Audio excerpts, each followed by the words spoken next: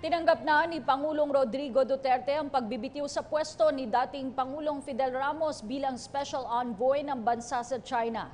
Nagpasalamat naman ang Pangulo para sa serbisyo ni Ramos sa kabila ng kanyang edad.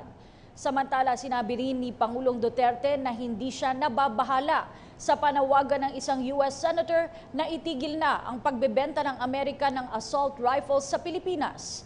Ang ulat mula kay Ria Fernandez. Tinanggap na ni Pangulong Rodrigo Duterte ang pagbibitiw ni dating Pangulong Fidel Ramos bilang Special Envoy to China.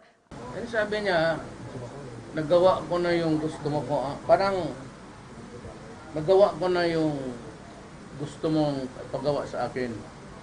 Parang nauna siya to break the ice. Use the word. I have broken the ice between, kasi hindi nga medyo maganda. Siya yung expeditionary force ko doon. Sabi niya, naibigay ko na sa nagawa ko na yung inutos mo sa akin. Pinasasalamatan ng Pangulo si Ramos sa kanyang serbisyo sa kabila ng matandang edad.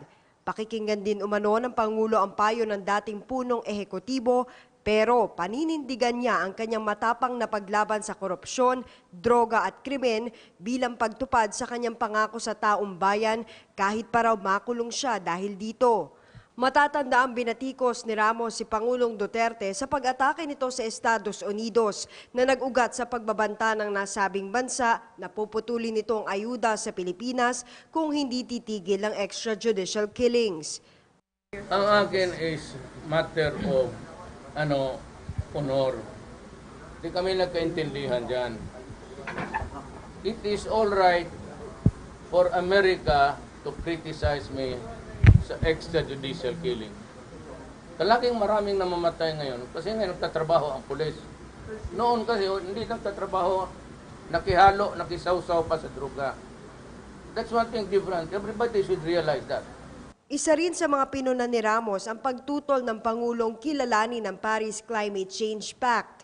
Pero nilinaw ng Presidente na wala pa talaga siyang desisyon kung makikiisa ba siya sa kasunduan o hindi.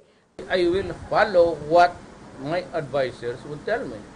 If Gina Lopez would tell, if the National Pollution Control says it, it's good. And if the legal advisor says that I should sign, then I will sign. Samantala, hindi nababahala ang Pangulo sa nais ng isang senador sa Amerika na wag nang bentahan ng armas ang Pilipinas dahil sa di umano'y mga kaso ng paglabag sa karapatang pantao, gayong marami naman daw bansang maaaring pagbilhan. Remember what the diplomat said. Come to Russia, we all have here anything you need. Para sa PTV News, Ria Fernandez, Davao City.